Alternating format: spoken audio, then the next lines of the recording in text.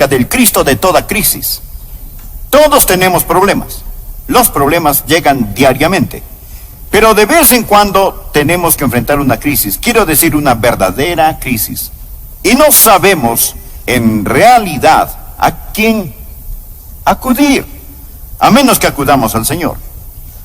Una crisis puede venir inesperadamente, puede venir tenazmente, como salida de la nada. Hablo de una crisis aterradora. Alguien dijo, si puede mantener su cordura cuando todos a su alrededor están perdiendo la suya, puede ser una señal de que usted no entiende la situación. O pudiera ser que usted sí entienda algunas de las cosas que voy a compartir hoy de la palabra de Dios. Hechos 12, versículo 1. En aquel mismo tiempo el rey Herodes echó mano a algunos de la iglesia para maltratarles, y mató a espada a Jacobo, hermano de Juan. Y viendo que esto había agradado a los judíos, procedió a prender también a Pedro. Eran entonces los días de los panes sin levadura, y habiéndole tomado preso, esto es, a Pedro, le puso en la cárcel, entregándole a 4 grupos de 4 soldados cada uno, para que le custodiasen, y se proponía sacarle al pueblo después de la Pascua. Así que Pedro estaba custodiado en la cárcel, pero la iglesia hacía sin cesar oración a Dios por él. Y cuando Herodes le iba a sacar, aquella misma noche estaba Pedro durmiendo entre 2 soldados, sujeto con 2 cadenas, y los guardas delante de la puerta custodiaban la cárcel. Y he aquí que se presentó un ángel del Señor, y una luz resplandeció en la cárcel, y tocando a Pedro en el costado, le despertó diciendo, levántate pronto. Y las cadenas se le cayeron de las manos. Le dijo el ángel, cíñete y átate las sandalias. Y lo hizo así. Y le dijo, envuélvete en tu manto y sígueme. Y saliendo le seguía, pero no sabía que era verdad lo que hacía el ángel, sino que pensaba que veía una visión. Habiendo pasado la primera y la segunda guardia, llegaron a la puerta de hierro que daba a la ciudad, la cual se les abrió por sí misma, y salidos pasaron una calle, y luego el ángel se apartó de él. Ahora, hasta aquí la lectura, continuaremos leyendo más tarde, pero déjeme mencionar el trasfondo, reiterar lo que había sucedido. Herodes fue un hombre salvaje, cruel, impío y vil. Quería torturar, hostigar, perturbar la iglesia.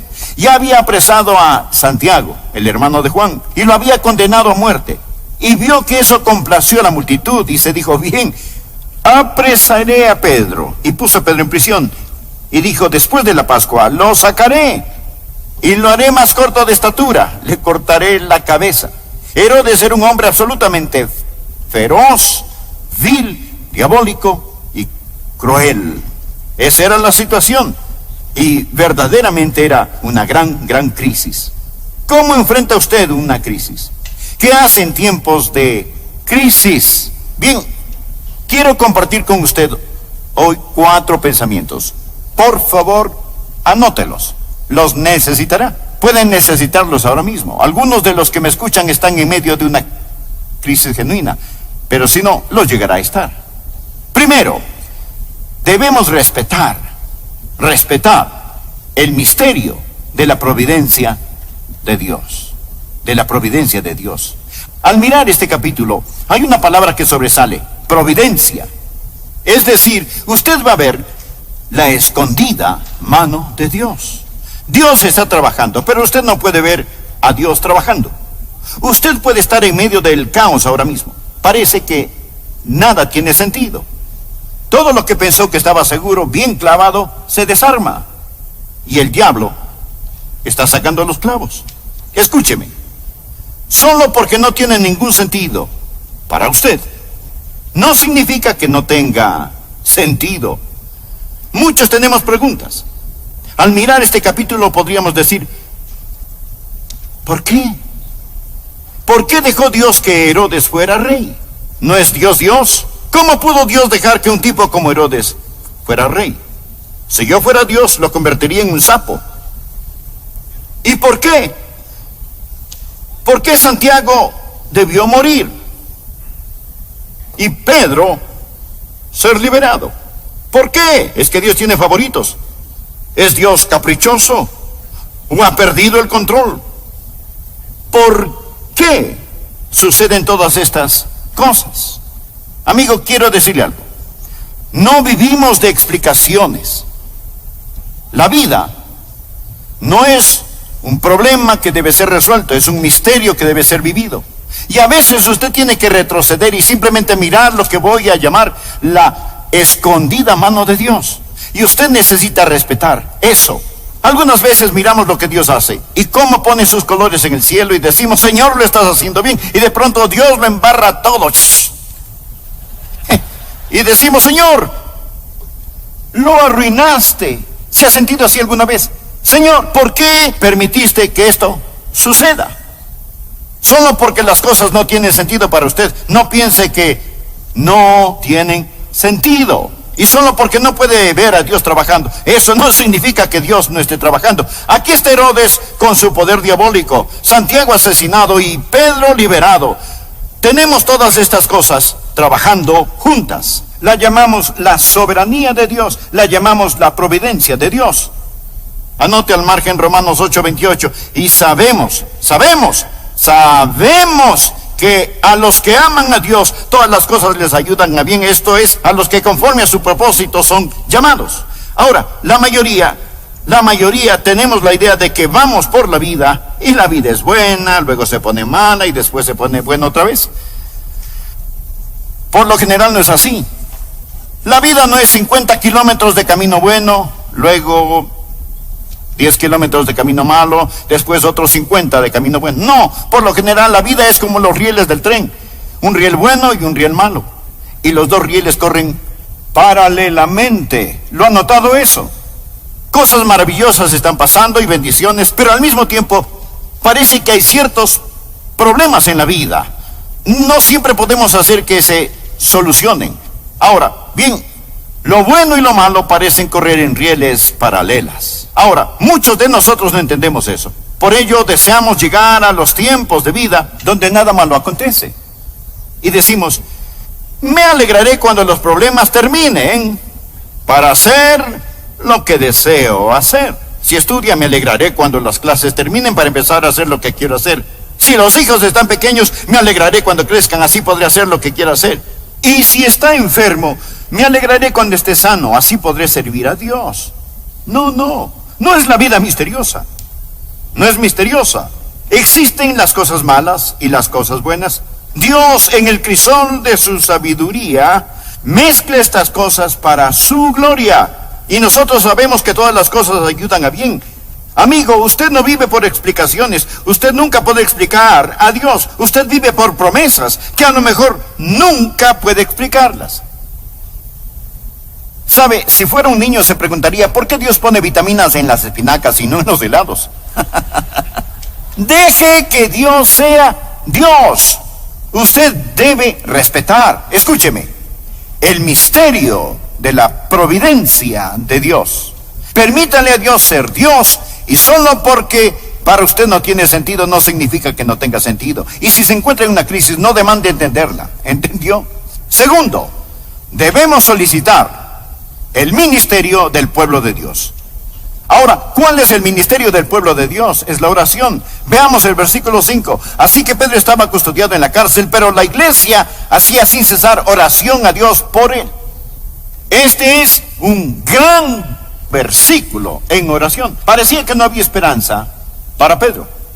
Él está bajo seguridad máxima. La puerta de la prisión está custodiada afuera por 2 guardias. Había 16 guardias custodiando a Pedro. Debió de haber sido bastante importante para contar con 16 guardias personales. Y más de eso, cada mano la tenía encadenada a un guardia. Mi amigo, si debiéramos hablar de alguien en problemas, Pedro está en problemas. En una crisis debe haber oración. Y cuando no hay esperanza en el plano horizontal, Siempre hay esperanza en el plano vertical. Quiero que miremos esta oración y nos detengamos ahí por un momento. Porque recuerde que cuando existe el misterio de la providencia de Dios, existe el ministerio del pueblo de Dios. Quiero que vea primero lo que voy a llamar la frecuencia de la oración. Veamos el versículo 5. La oración se hizo sin cesar. Ahora, ellos oraban y no dejaron de orar. Y seguramente se preguntaban, ¿por qué Dios no contesta nuestras oraciones? Pedro estaba en la cárcel y Dios parece no tener ningún apuro en sacarlo. Pero Dios está tratando de enseñarles una lección sobre oración, y una de las grandes lecciones acerca de la oración es persistencia. En segundo lugar, debe haber fervor en la oración. ¿Escuchó? Fervor en la oración. Las palabras sin cesar pueden traducirse intensamente. Oraban intensamente. Me pregunto, ¿qué sabemos acerca de orar intensamente? Pero le diré una cosa. Cuando usted esté en una crisis, aprende a orar intensamente. Muchos oramos esta mañana, pero me atrevo a decir que entre quienes me escuchan, si yo les preguntara a muchos, no podrían decirme específicamente por qué oraron esta mañana. Solo fue una oración general, sin ninguna intensidad. Me gusta Jeremías 29:13, donde Dios dice, y me buscaréis, y me hallaréis, porque me buscaréis de todo vuestro corazón. Una de las cosas de las cuales estoy tratando de curarme es la de la oración casual, de la oración sin intensidad, oración que cuesta poco. ¿Sabe que la Biblia llama a la oración una lucha? Una versión traduce Romanos 15:30 así: Pablo les suplica, les ruego, hermanos, por nuestro Señor Jesucristo y por el amor del Espíritu, que se unan conmigo en esta lucha y que oren a Dios por mí. Que se unan conmigo. Ha pensado en la oración como una batalla, como una lucha. A veces no tenemos ganas de orar, así que no oramos. Mi amigo, si hay un tiempo cuando usted debe orar, es cuando usted no siente ganas de orar. Ore hasta que tenga las ganas. Pero ore no solo frecuentemente, sino también fervientemente, y descubra la fraternidad de la oración. La Biblia dice que la iglesia oraba. Nuevamente, versículo 5, la iglesia hacía oración sin cesar. Eso quiere decir que se reunieron para orar. Jesús dijo, donde están 2 o 3 congregados en mi nombre, allí estoy en medio de ellos. Si 2 de vosotros se pusieran de acuerdo en la tierra acerca de cualquier cosa que pidieren, les será hecho por mi Padre que está en los cielos. Dios se complace cuando sus hijos oran, pero se complace mucho más cuando oran en fraternidad. No hay nada que nos pueda unir más como iglesia que la oración. Si usted ha tenido un compañero o compañera de oración, sabe que su corazón y el de la otra persona están eslabonados, y las veces que Dios visita cuando la iglesia ora son gloriosas y maravillosas. Es lo que llamamos la fraternidad de la oración. Esta clase de oración hizo la iglesia por Pedro. Y luego deseo que note la fe de la oración. La oración era a Dios. Era a Dios. Se hizo oración a Dios. No estaban orando el uno por el otro. No estaban orando para impresionarse mutuamente. Muchas de nuestras oraciones son pequeñas oraciones memorizadas. Escuché de un joven abogado recién graduado que abrió su nuevo y elegante firma. No tenía todavía clientes, ni siquiera tenía secretaria, pero tenía su nombre en la puerta. Escuchó pasos en el corredor, pensó que venía su primer cliente, tomó el teléfono para aparentar que estaba ocupada y dijo, lo siento, no puedo, no. Tal vez para el próximo jueves. Tengo un importante caso de una corporación el miércoles. Tal vez podamos arreglar algo para después. Colgó el teléfono. Para entonces el hombre estaba parado frente a su escritorio y dijo, sí señor, ¿en qué puedo servirle? Y el hombre contestó, soy de la compañía de teléfonos. Vengo a conectar su línea telefónica.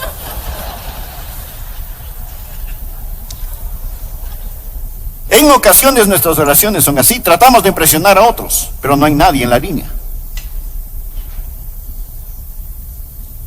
Esta gente no estaba tratando de impresionar a nadie. Estaban desesperados. Sus oraciones eran a Dios. Creo que la razón por la que no oramos con frecuencia y fervientemente es porque pensamos que podemos prescindir de la oración.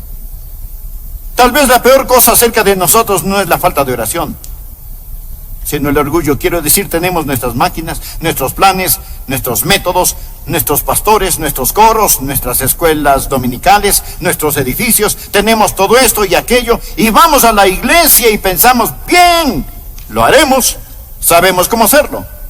¿Y sabe usted lo que el diablo hace?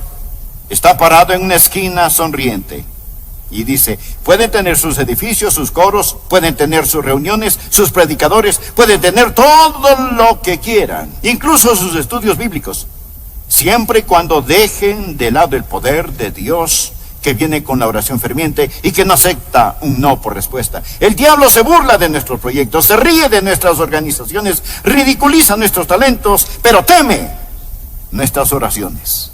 A su vez existe el enfoque de la oración. Por favor, el versículo 5, la Biblia dice, la iglesia hacía sin cesar oración a Dios. ¿Por quién? Escuche, por Él. Ellos estaban orando por Pedro. No solo fue una oración intensa, sino también específica. ¿Qué oró usted esta mañana? ¿Sabe que muchas de nuestras oraciones son tan indefinidas que si Dios las contestara no lo sabríamos y si no, no tendríamos que admitirlo? Señor, salva a los perdidos. Bueno, si alguien se salva, usted puede decir, bueno, yo oré para que se salvara y se salvó. ¿Cómo sabe que fue su oración? ¿Cómo sabe que no fue mi oración o la de otra persona? ¿Sabe? Tenemos estas oraciones indefinidas. Pero cuando ellos oraron por Pedro y recibieron respuesta, sabían que fue una respuesta a sus oraciones. Oraron por él. Veamos el tercer punto. Cuando enfrentamos una crisis, debemos, tercero, descansar en la maestría de la paz de Dios. Tenemos el misterio de su providencia, el ministerio de su pueblo y ahora la maestría de su paz en medio de la tormenta.